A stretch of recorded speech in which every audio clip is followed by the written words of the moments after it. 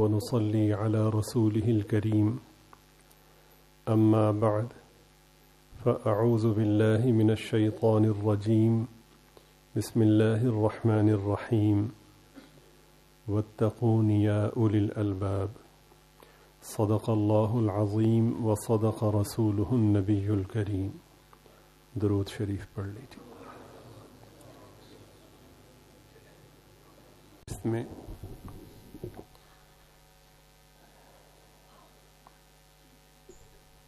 ایک مسئلہ بیان کیا گیا تھا کہ کوئی شخص کسی کو قرض دے اور اس قرض کے دینے کے بعد اس سے فوائد حاصل کرے تو شریعت مطہرہ میں یہ اس کی حرکت اور اس کا عمل ناجائز ہوگا. کل قرض جر نفعا فہو ربا. اس حوالے سے کچھ مزید تشریح آپ کی خدمت میں عرض کرنی ہے. اللہ تعالیٰ کہنے سننے میں اخلاص نصیب فرمائے. اس میں ایک سوال یہ کیا گیا، ایک صاحب فرمانے لگے کہ ہمارے علاقے میں ایک صاحب کی چھوٹی سی دکان ہے، تو وہ گاہے گاہے قرض لیتے رہتے ہیں، اور میں یہ سوچ کر کے چونکہ ان کا کاروبار مستحکم نہیں ہے اور معمولی سطح پر ہے، ان کے ساتھ ایک طرح سے تعاون بھی ہو جائے گا، تو میں ان سے مختلف اوقات میں کچھ نہ کچھ خریدتا رہتا ہوں.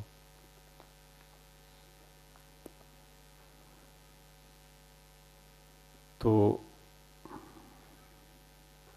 کبھی کبھار ایسا بھی ہوتا ہے کہ ان سے کوئی یوں فائدہ حاصل کر لیا کہ جیسا کہ کسی چیز کے ریٹ میں کمی کروا لی، یا کوئی اور جیسا ایک محلے میں آنا جانا ہوا کرتا ہے، تو کبھی وہ ہمارے ہاں آئے تو ہم نے ان کی خدمت میں چائے پیش کر دی، اور میں ان کے ہاں گیا تو انہوں نے چائے یا کوئی مٹھائی وغیرہ پیش کر دی. تو ان کے پوچھنے کا مطلب یہ تھا کہ یہ جو قرض دینے کے بعد یہ جو فوائد ہیں، کیا ان کی بھی یہی حیثیت ہے؟ آپ سوال سمجھ گئے؟ اس حوالے سے گزارش یہ ہے کہ نقطہ سمجھیں کہ وہ نفع کہ جو قرض کی بنا پر حاصل کیا جا رہا ہے، بس یہ علت ہے. ٹھیک ہے؟ اگر کوئی ایسا نفع ہو کہ جو قرض کی بنا پر نہ ہو، مثلا ایک صاحب سے آپ کے بہت اچھے تعلقات ہیں اور آنا جانا ہے، حد درجے کی بے تکلفی ہے، اور جانبین میں اس کا یقین ہے کہ مختلف مواقع میں جو بے تکلفی میں چائے کا تبادلہ ہوتا ہے وہ کسی پر بھی بوجھ نہیں ہوتا، اور اس میں یہ بھی ہو جاتا ہے کہ وہ بھئی آج چائے کے ساتھ یہ منگوا لیں، اور جب کبھی وہ آتے ہیں تو وہ بھی اسی طرح اظہار کر دیتے ہیں. تو ان صاحب نے قرض لیا، تو قرض لینے کے بعد، قرض لینے سے پہلے بھی ان سے چائے پی جاتی تھی، یا ان کے ہاں دعوت کے لیے ان سے کہہ دیا جاتا تھا ہم آ رہے ہیں کچھ اچھا پکا لیجئے گا. تو قرض لینے کے بعد کیا پھر یہ جو چائے کا اور دعوت کا سلسلہ ہے یہ ناجائز ہو جائے گا؟ یہ ان کے سوال میں یہ چیز شامل تھی، مانن شامل تھی. تو اس میں گزارش یہ ہے کہ یہ پہلے سے ترتیب چل رہی تھی، یعنی اتنا فائدہ تو آپ قرض دینے سے پہلے بھی اٹھا رہے تھے، تو قرض دینے کے بعد بھی اگر اس فائدے کو آپ اٹھائیں گے تو اس کا تعلق قرض سے نہیں ہے. تو چونکہ قرض سے نہیں ہے اس لیے اس فائدے کا اٹھانا جائز اور درست ہوگا. البتہ کوئی شخص اضافی طور پر قرض دینے کے بعد اپنے آپ کو روک لے کہ شباہت اس سے ہو رہی ہے، تو ایک علیحدہ تقوی تصور ہوگا، لیکن شرعاً منع نہیں ہوگا. ہاں اگر کسی شخص کے یہاں ایسا سلسلہ نہیں تھا اور اس کو قرض دیا قرض دینے کے بعد فون کیا کہ ہم آ رہے ہیں، ہمارے لیے اہتمام کریں۔ اب اس آدمی کے پیش نظر یہ کہ اگر میں نے اہتمام نہ کیا تو یہ مجھے قرض کے تقاضے میں تنگ کرے گا یا یہ مجھے شرمندہ کرے گا، تو اس شرمندگی سے بچنے کے لیے وہ جو اہتمام کر رہا ہے اس کے لیے وہ فائدہ اٹھانا ناجائز ہے اور اسی کو سود کہا گیا ہے۔ سمجھ رہے ہیں آپ؟ میرے خیال میں اگر اس نقطے کو سمجھ لیں کہ قرض کی بنا پہ جو فائدہ اٹھایا جا رہا ہے وہ ناجائز ہے، وہ پھر کھانے پینے کی صورت میں ہو یا کسی، فرض کریں کہ آپ نے قرض دیا اور کہا کہ صبح مجھے لاہور جانا ہے تو آپ ذرا گاڑی لے آئیے گا، ظاہر ہے کہ وہ بیچارہ مجبور ہے، وہ ڈرتا ہے کہ اگر میں گاڑی لے کر نہ گیا تو یہ مجھے کہے گا میرے پیسے لوٹاؤ، تو یہ گاڑی کا استفادہ بھی ناجائز اور حرام شمار ہوگا۔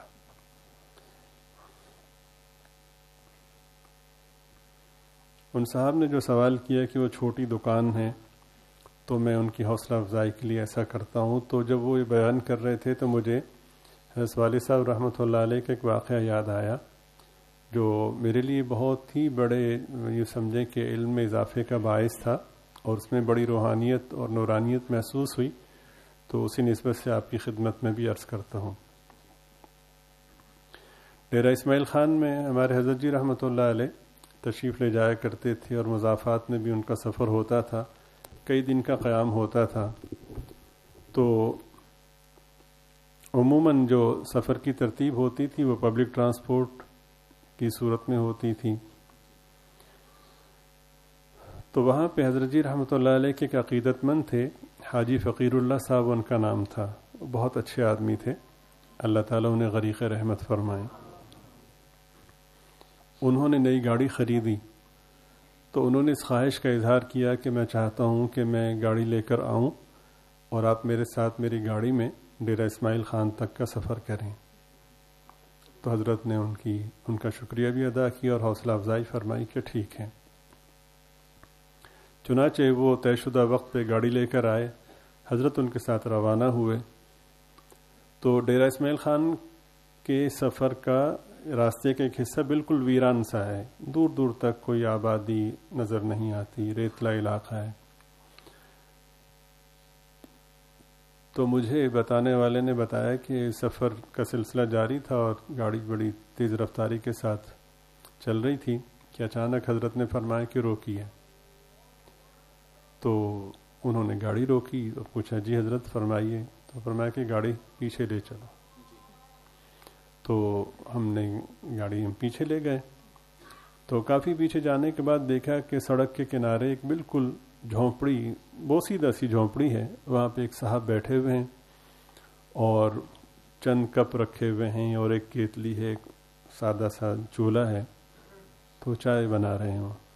حضرت وہاں پہ روکے اور حضرت نے فرمایا بھائی ان سے چائے پئیں گے، تو چائے کا آرڈر دیا، سب نے چائے پی۔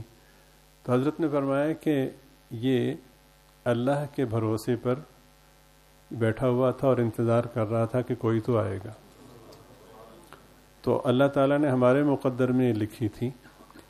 تو پھر فرمایا کہ اس طرح کے لوگوں کا خیال کرنا اور حوصلہ افزائی کرنا یہ ہماری ذمہ داری ہے۔ تو اسی طرح اگر مختلف جگہوں میں بہت سے لوگ کمزور ہوتے ہیں، وہ جب اپنا کوئی کام وام شروع کریں تو ان کا حوصلہ بڑھانا چاہیے، بالخصوص وہ اشیاء کہ جو ہمیں کہیں باہر سے دور سے لینا ہوتی ہیں تو وہ ان سے لیں، بے شک چند پیسے زیادہ بھی دینے پڑیں تو دے دیں، اس حوالے سے کہ مومن خوش ہوگا، اس کے کام میں اس کو نفع ہوگا، دعائیں دے گا۔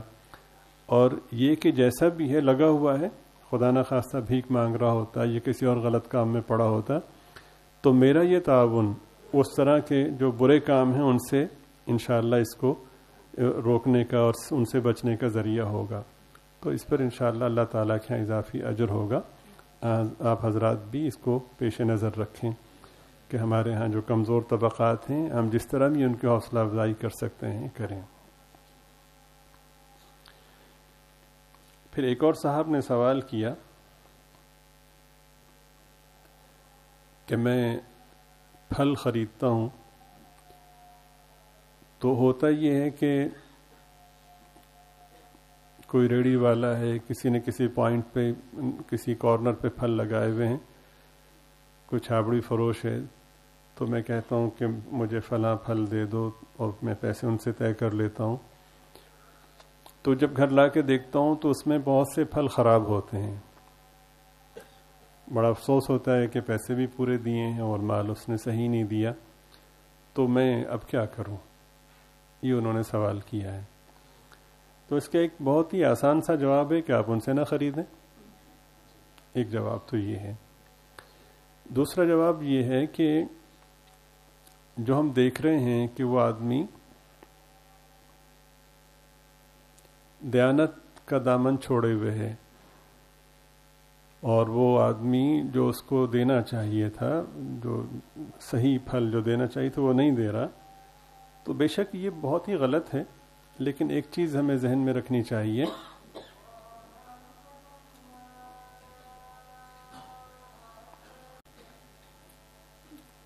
تو اس میں ان کی خدمت میں عرض کیا کہ بے شک یہ جو ہمیں منظر دکھائی دے رہا ہے یہ تکلیف دہ ہے اور یہ صحیح نہیں ہے، لیکن ایک بات ہمیں ذہن میں رکھنی چاہیے کہ عمومی اعتبار سے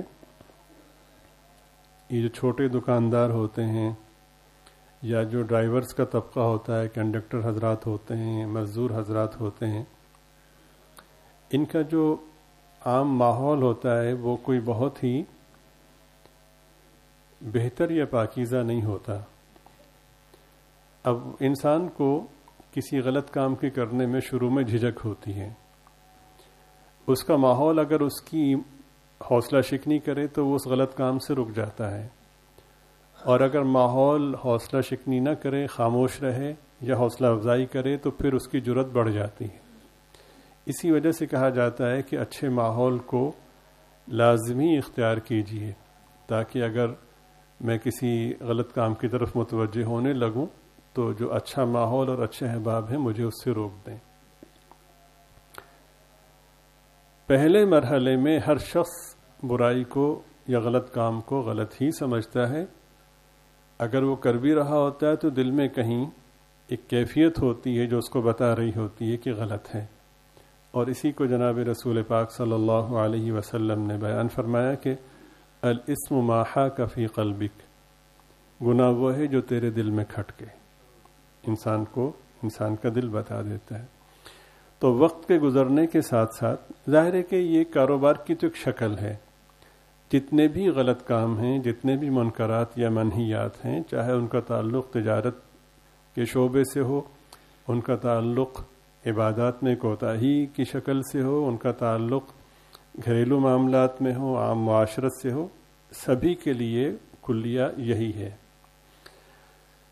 اور سبھی کی ایک طرح سے تشریح یہی ہے کہ وہ پہلے مرحلے میں آدمی غلط سمجھتا ہے، پھر اگر لوگ اس کو روک دیں تو رک جاتا ہے، سمجھائیں تو سمجھ جاتا ہے، نہ روکیں تو پھر وہ ان کی طبیعت کا حصہ بن جاتا ہے. پھر ایک وقت آتا ہے کہ وہ اس ماحول کو اس لیے بھی ترجیح دیتا ہے کہ جو اس کے ذہن میں رچ بس گیا ہے، اس کے پھلنے پھولنے کا وہی اس کو بہتر موقع نظر آتا ہے، وہ پھر اچھے ماحول سے گریز کرنے لگتا ہے. تو ان کی خدمت میں عرض کیا کہ آپ ان سے جن سے پھل لیتے ہیں، اگر پھل نہیں لیں گے تو آپ شرعاً پابند نہیں ہیں، لیکن چونکہ دین خیر خواہی کا نام ہے، آپ ایسا کیجئے کہ ان سے دوستی کا سلسلہ بڑھائیں اور ان سے پوچھیں کہ ان کے فارغ اوقات کون سے ہیں. تو کبھی کہیں کہ کبھی آئیے تشریف لائیے، تو خیر چائے میں انہیں بلایا، تھوڑی سی تکریم کی، عزت افزائی کی. جب 2-4 دفعہ وہ آئے اور ان کے ساتھ تھوڑی سی بے تکلفی ہو گئی تو پھر اب ان سے بات کیجیے. بات کرنے میں بھی سلیقہ مطلوب ہے. یہ نہیں کہ لٹھمار انداز میں کہ بھئی میں نے اس دن تمہیں پیسے دیے تھے اور تم نے مجھے غلط چیز دے دی، یہ بہت بری بات ہے. یا یہ کہ یار تم تو بہت ہی بدتمیز ہو اور بہت ہی جھوٹے ہو، تم پیسے پورے لیتے ہو اور وغیرہ وغیرہ. یہ تو بنے بنائے کھیل کو بگاڑنے کے مترادف ہے. یا یہ کہ بھئی میں تم سے خریدتا ہوں، میں تو کہیں اور سے بھی خرید سکتا ہوں، میرا تم پر احسان ہے. یہ سب طریقے جو نصیحت کے بنیادی اصول ہیں، جو خیر خواہی کے بنیادی تقاضے ہیں، یہ سب طریقے اس کے خلاف ہیں. اگر آپ حضرات کی سمجھ میں یا ہماری سمجھ میں بات نہیں آ رہی تو میں ایک اور زاویے سے بات عرض کرنا چاہتا ہوں، امید ہے کہ سمجھ میں آ جائے گی۔ وہ یہ ہے کہ ابا جی ریڑھی پھل کی لگاتے ہیں، ٹھیک ہے۔ اب میں نیا تبلیغ میں گیا اور میں نے چلہ لگایا تو یہ دین کی باتیں میری سمجھ میں آئیں۔ جب میں آیا تو میں نے دیکھا کہ ابا جی تو بہت غلط کرتے ہیں، یا یہ میں خانقاہ میں جانا شروع ہوا تو مجھے پتہ چلا، یا علماء کی خدمت میں حاضر ہوتا رہا تو مجھے ان چیزوں کا پتہ چلا، درس قرآن درس حدیث میں بیٹھتا تھا تو اب میں نے دیکھا کہ ابا جی پیسے پورے لیتے ہیں، 2-3 خراب پھل ڈال دیتے ہیں۔ اب اچھی نشست میں نے یہ بھی سنا کہ والدین کا احترام ہر موقع پہ ملحوظ رہے، یہاں تک کہ اگر خدا نہ خواستہ وہ کافر بھی ہیں تو تب بھی ادب کا دامن ہاتھ سے نہ چھوٹے۔ وَإِن جَاهَدَاكَ عَلَىٰ أَن تُشْرِكَ بِي مَا لَيْسَ لَكَ بِهِ عِلْمٌ فَلَا تُطِعْهُمَا وَصَاحِبْهُمَا فِي الدُّنْيَا مَعْرُوفًا۔ اب یہ دونوں چیزیں، اب میں بڑا پریشان ہوا کہ میں ابا جی کو کیسے سمجھاؤں۔ اب اس وقت جو ابا جی کی عظمت ہے اور ان کا جو مقام ہے اور ان کی جو تکریم ہے اور فطرت ہے، وہ خود بخود مختلف قسم کے جو سلجھاؤ ہیں وہ سامنے وہ لائے گی۔ اس موقع پر پھر کہنا ہے کہ ابا جی ایسا ہے کہ آپ جان بوجھ کے تو ایسا نہیں کرتے ہوں گے، بس سادگی میں ہو جاتا ہے، لیکن اس کا بڑا نقصان ہے، پیسے میں برکت نہیں ہوتی، اور یہ ہے کہ اس کو جب استعمال کریں گے تو انسان کے وجود پر، اس کے بچوں پر منفی اثر پڑتا ہے، اور اللہ تعالیٰ کے ہاں یہ بہت ہی ناپسندیدہ ہے۔ جس نے ملاوٹ کی وہ بھی اللہ کو پسند نہیں، جس نے غلط چیز دی وہ بھی اللہ کو پسند نہیں۔ تو ادب کے 1000 قرینے اختیار کر کے والد سے بات کرے گا، ایسے ہی ہے، بس اس کو سامنے رکھیں۔ کیا ان سے یہ کہے گا کہ بھئی وہ فلاں آدمی جو آپ سے خریدتے ہیں وہ آپ پہ احسان کر رہے ہیں، اور وہ اس میں سوچے گا کہ اس میں ابا جی کی بے ادبی ہے؟ تو بس یوں ہی سمجھے کہ یہ مجھے اتنی ہی تکریم کے ساتھ اس سے بات کرنی ہے۔ تو بھئی ماشاءاللہ آپ محنت کرتے ہیں، اور یعنی جو محنت کے فضائل ہیں وہ اس کے سامنے رکھیں۔ اب محنت کے فضائل کیا ہیں؟ ایک فضیلت کا ایک پہلو یہ ہے کہ نبی پاک صلی اللہ علیہ وسلم کی خدمت میں ایک صاحب حاضر ہوئے، مسلسل پرمشقت کام کرنے کی بنا پر ان صاحب کے ہاتھ پھٹے ہوئے تھے، تو آپ صلی اللہ علیہ وسلم نے ان سے ملاقات فرمائی، تو پھٹے ہوئے ہاتھوں کو دیکھ کر پوچھا کہ یہ کیا ہوا؟ تو انہوں نے بڑے ادب سے عرض کیا کہ حضور وہ محنت مزدوری کرتا ہوں رزق حلال کے لیے، تو مشقت کی بنا پہ ہاتھ پھٹ گئے ہیں۔ حدیث شریف میں ہے کہ جب محنت مشقت کا سنا سرکار دو عالم صلی اللہ علیہ وسلم نے، تو اسی لمحے نبی پاک صلی اللہ علیہ وسلم نے اس کے ہاتھوں کو چوم لی۔ تو اس ریڑھی والے سے کہا جائے یار تم اپنا مقام دیکھو، تمہیں اندازہ بھی ہے کہ تم کتنی بلند شان رکھتے ہو، کہ کیا بھئی وہ محنت کرنے والے کے ہاتھ تو سرکار نے خود چومے ہیں۔ ہمارے علم میں نہیں ہے کہ سرکار دو عالم صلی اللہ علیہ وسلم نے کسی حافظ کے، کسی قاری کے، کسی عالم کے، کسی مجاہد کے ہاتھ چومے ہوں، لیکن یہ ضرور پتہ ہے کہ محنت کرنے والے کے ہاتھ چومے۔ اتنا بڑا تمہارا مقام ہے، اور پھر تمہیں کیا معلوم کہ تم کتنے بلند ہو؟ پھر حیرت سے پوچھے بھئی وہ بلندی کیا ہے؟ حدیث شریف میں آتا ہے کہ ایک آدمی 1 روپیہ خرچ کرتا ہے کسی غریب کی مدد کے لیے، 1 روپیہ خرچ کرتا ہے کسی اور خیر کے کام کے لیے، 1 روپیہ خرچ کرتا ہے مجاہدین کے لیے، 1 روپیہ فلاں کار خیر کے لیے، اور 1 روپیہ وہ ہے جو محنت سے کما کے اپنے بیوی بچوں پہ خرچ کرتا ہے۔ اجر میں سب سے اعلیٰ روپیہ وہ ہے جو اپنے بیوی بچوں پہ خرچ کرتا ہے، تو تم تو وہ کر رہے ہو۔ اور ایک اور زاویہ تمہارا یہ ہے کہ حدیث پاک میں ہے کہ انسان کے بہت سے گناہ ایسے ہیں جو توبہ سے معاف نہیں ہوتے، اعمال صالحہ سے معاف نہیں ہوتے، صدقے سے، کسی چیز سے معاف نہیں ہوتے، وہ صرف اس فکر سے، اس پریشانی سے معاف ہوتے ہیں کہ آدمی رات کو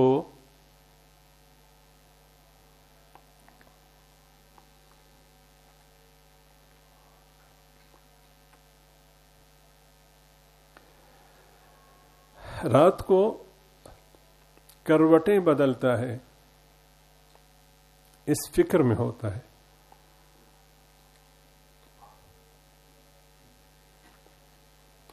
کہ بچوں کو کیسے کما کے کھلاؤں گا.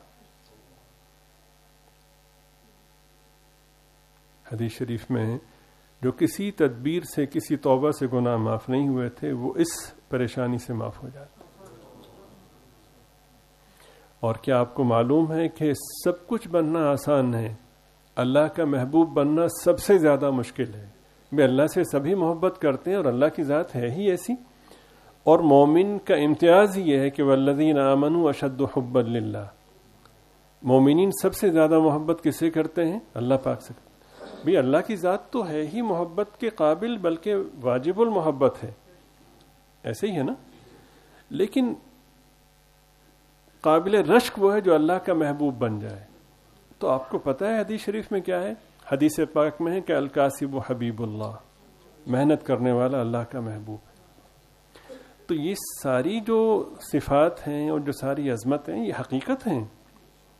تو اس کو محبت سے ساری باتیں سمجھائیں کہ اتنا بلند مقام ہے آپ کا.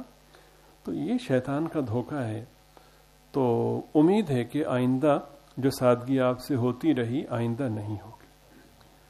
تو پھر انشاءاللہ اب پھر اس سے پہلے آپ اپنی نیت کو درست کیجیے. اور یہ ہرگز نہ ہو کہ میں بہت پارسا ہوں، سمجھا رہا ہوں. نہیں، یا اللہ ایک موقع دیا ہے خیر کا آپ نے، اور نفس و شیطان اس کو ضائع کرنا چاہتا ہے. میری نیت کی درستگی میں میری مدد فرمائیے اور مجھے اخلاص نصیب فرمائیے. پھر آپ بات کیجیے اور نتیجہ آپ کے سامنے ہوگا. اس میں عام طور پر یہ چونکہ ماحول نہیں ہوتا نا. دیکھیں مومن کا جو ایمان ہے وہ بہرحال ایک حقیقت ہے، لیکن وہ دل پہ وہ جو سمجھیں کہ ایک طرح سے تہ جم جاتی ہے. وہ دل اپنا کام کرنا چھوڑ جاتا ہے. اس تہ کو ہٹانا ہے. اس موقع پر اب ہم اپنے آپ کو خطیب نہ سمجھیں یا پیر کامل اور شیخ طریقت نہ سمجھیں، اور یہ نہ سمجھیں کہ آج ایک شکار قابو آیا تو نہیں، یہ کوئی طریقہ نہیں اصلاح کا.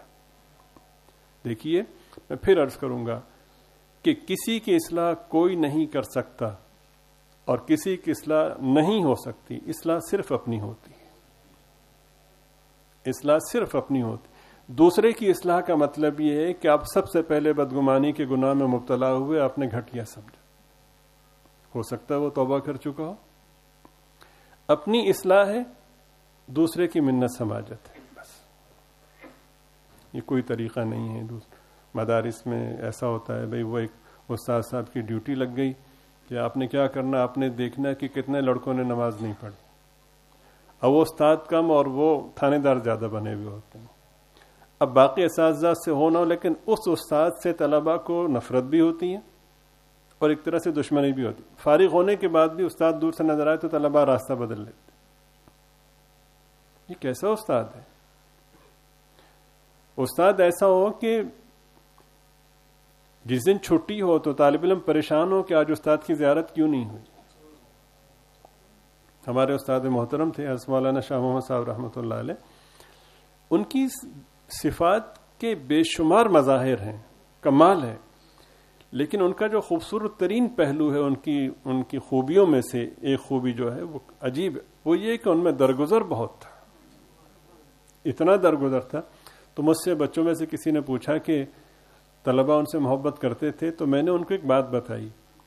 میں نے کہا جس نے بھی ان کے پاس وقت گزارا ہے، ان سے پڑھا ہے یا ان کے ساتھ رہا ہے، تو اس کو شاید کہنا نہ آئے.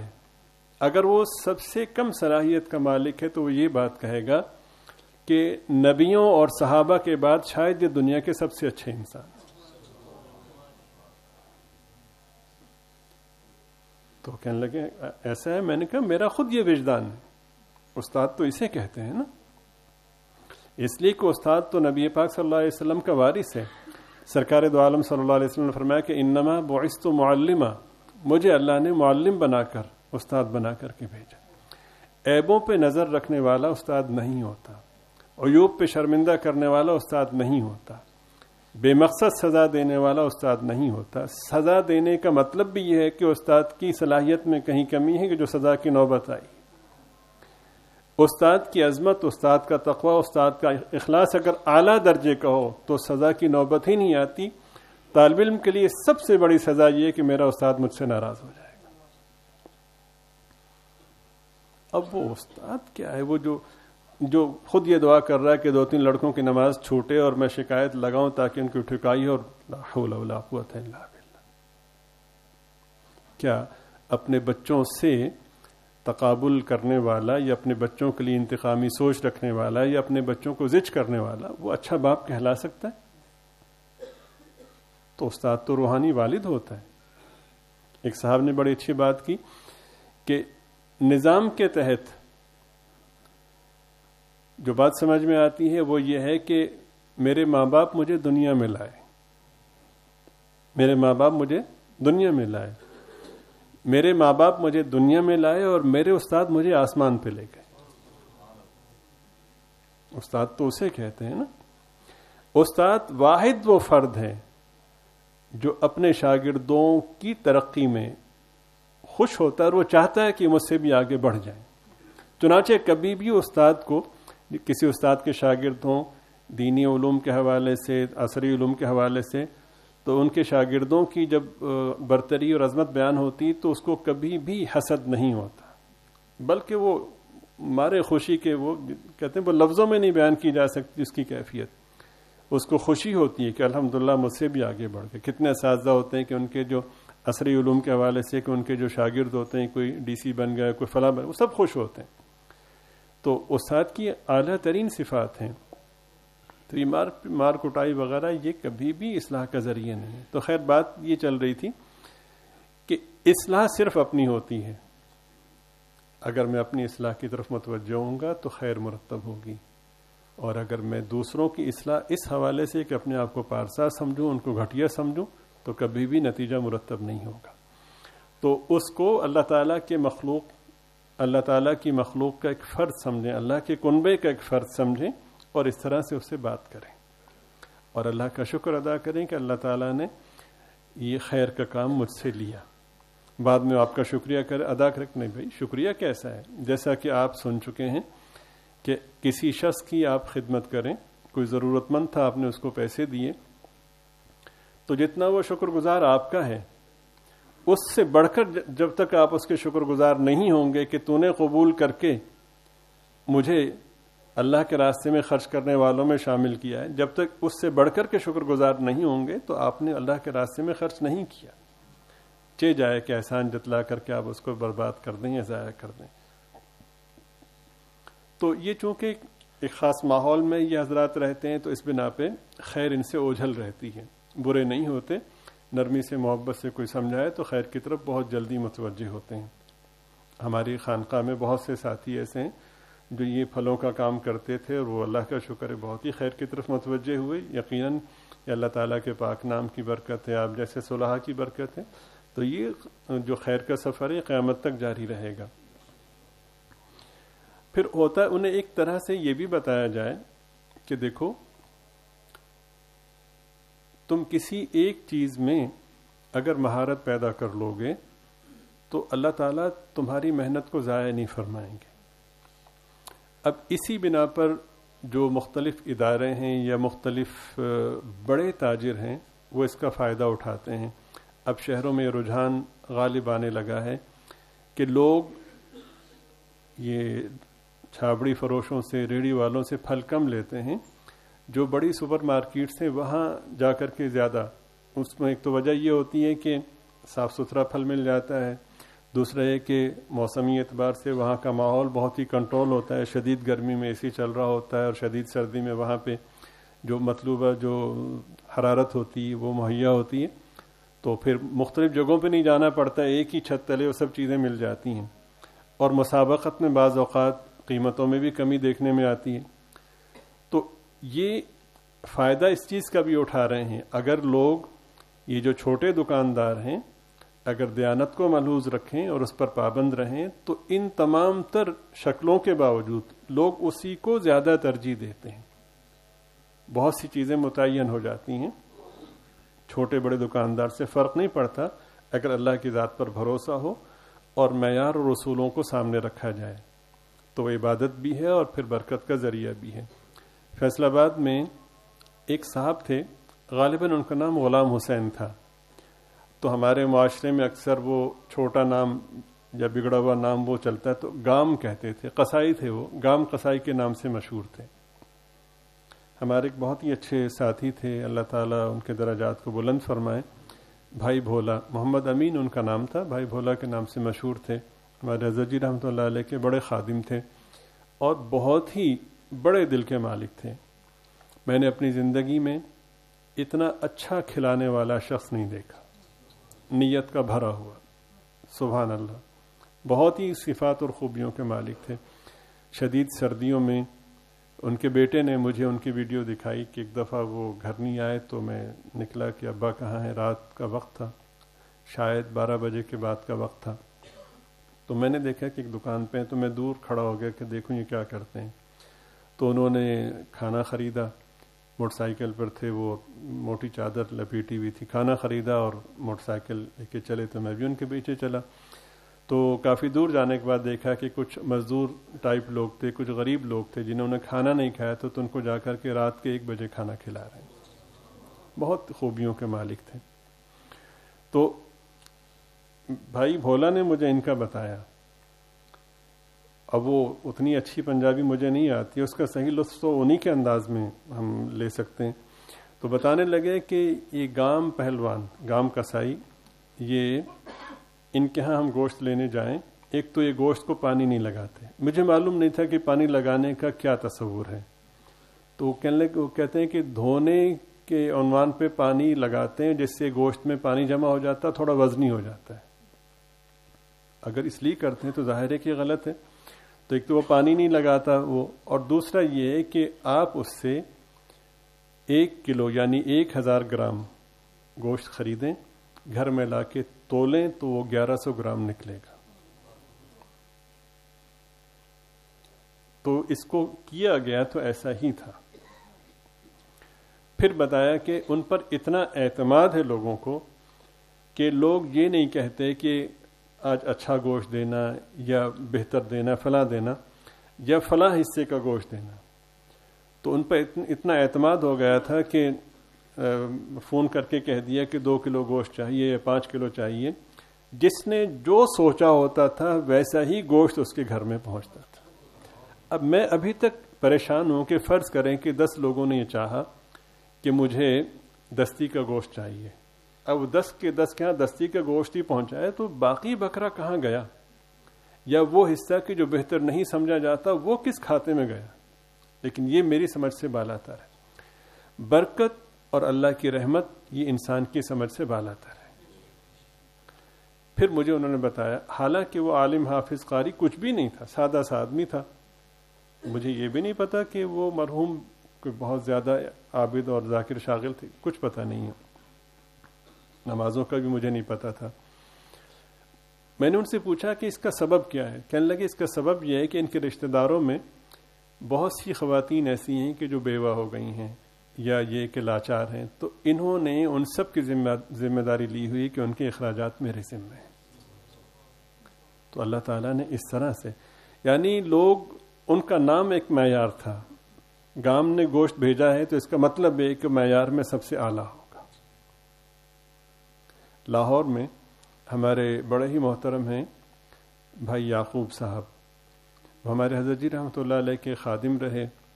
تو وہ پتوکی کے قریب ایک گاؤں ہے شیخم، وہاں سے دودھ لے کر لاہور جایا کرتے تھے. پانی نہیں ملاتے تھے. وہ گرمیوں میں وہ دودھ خراب ہو جاتا تھا. تو ان کے جو گاہک تھے وہ بہت ہی مطمئن تھے. انہوں نے کہا کہ دودھ خراب ہوا تو اب ظاہر ہے کہ پیسے تو دودھ کے دیے جاتے ہیں، تو ان کا نقصان ہوا. انہوں نے پھر اس کا تدبیر یہ سوچی کہ شاپرز میں برف ڈال کر اس کو دودھ میں ڈال لیا کرتے تھے تاکہ پانی نہ ملے، ٹھنڈک پہنچتی رہے. اللہ کی شان، وہ گرمی کی شدت اتنی ہوئی کہ پھر بھی دودھ خراب ہو گیا. تو وہ جو ان کے گاہک تھے نا، انہوں نے کہا جی کہ ہماری طرف سے آپ کو اجازت ہے جتنی چاہے برف ڈالیں، آپ کا نقصان نہیں ہونا چاہیے. یعنی اتنا اعتماد تھا گاہک کو. پھر انہوں نے لاہور میں دکان بنائی، اللہ نے وسعت دی.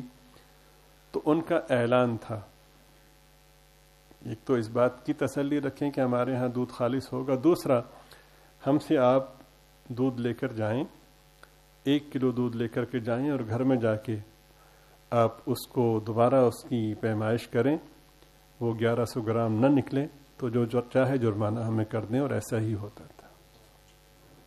بہرحال اگر یہ بات سمجھ میں نہ آئے تو میری کوتاہی سمجھیے گا، میں نہیں سمجھ سکا۔ وہ لوگ کہ جو برکت اور رحمت کے تصور سے دور رہتے ہیں ان کو سمجھنا مشکل ہے، لیکن یہ حقائق ہے۔ سمجھ رہے ہیں آپ؟ یہاں پہ سرائے عالمگیر میں ہمارے ایک بزرگ تھے جو ہمارے حضرت جی رحمۃ اللہ علیہ کے خلیفہ بھی تھے، صوفی عبداللطیف صاحب رحمۃ اللہ علیہ۔ ان کی اسٹیشنری کی دکان تھی، یعنی کاپی پینسلیں اور اسکول سے متعلق جو چیزیں ہوتی ہیں۔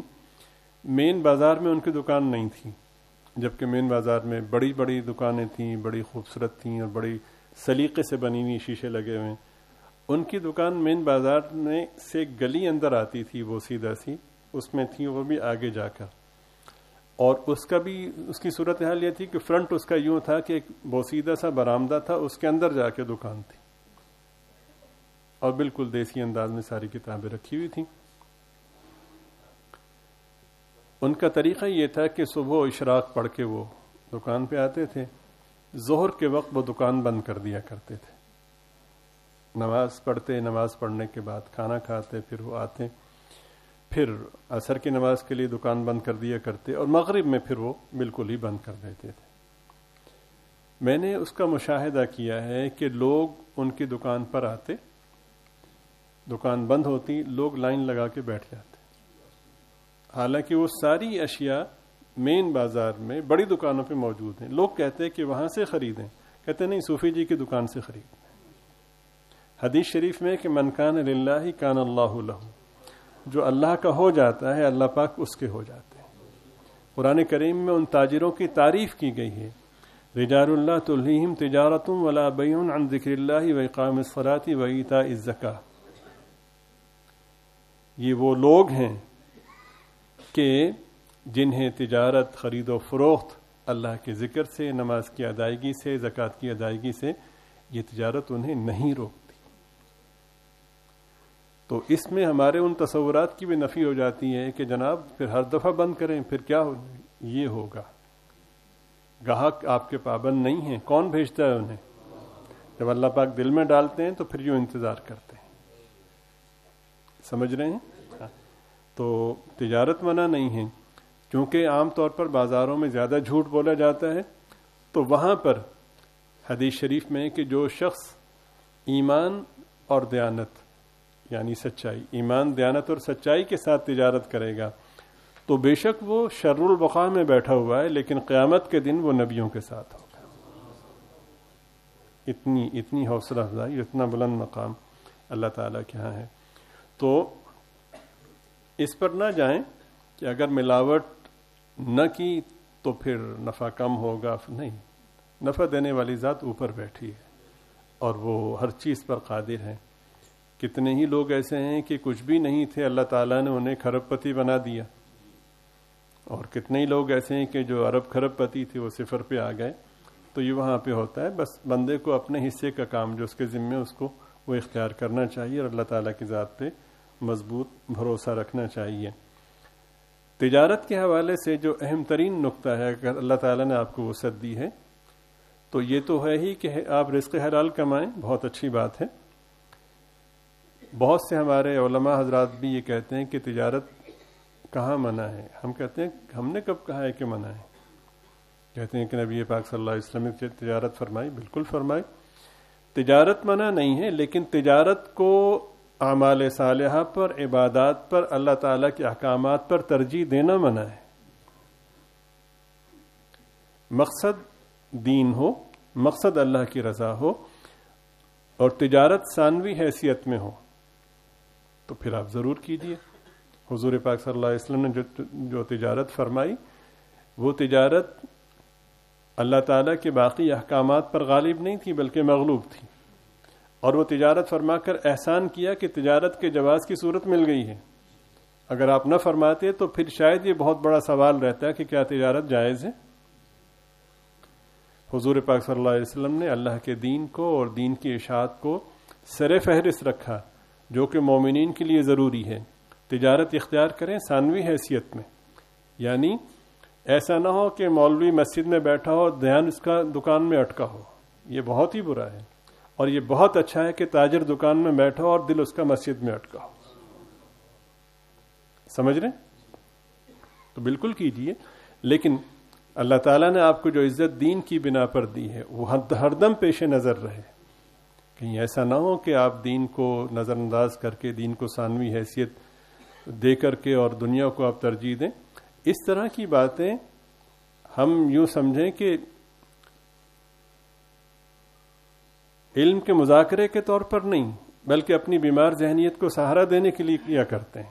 یہ علیحدہ سے ایک جرم ہے اور گناہ ہے. اللہ تعالی ہم سب کو معاف فرمائے. تو تجارت جو کرنی ہے، شیڈول ایسا بنانا ہے کہ تجارت متاثر ہو جائے، لیکن اللہ کا حکم متاثر نہ ہو. اچھا، پھر تجارت یوں کرنی ہے کہ رزق حلال تو پیش نظر ہو ہی، یہ ذہن میں ہو کہ مجھے ملازموں کی ضرورت پڑے گی، تو نیت یہ ہو کہ اللہ تعالیٰ نے جو مجھے سرمایہ دیا ہے یہ غریب لوگوں کے لیے حصول خیر کا اور حصول راحت کا ذریعہ بن جائے. دیکھیں نا، ایک تو یہ کہ میں نے ملازم رکھ لیا، بات ختم ہو گئی. اگر اس نیت سے ملازم رکھا کہ اس کے گھر کا چولہا جلے تو کام تو پھر بھی آپ کا ہو رہا ہے، لیکن پہلی صورت میں اجر نہیں ہے. اس صورت میں آپ کے لیے اجر ہے کہ آپ نے کمزور طبقات کی راحت کا خیال کیا. بلکہ اگر کاروبار کرنا ہی ہے تو اسی نیت سے کریں کہ نفع تو ہوگا ہی.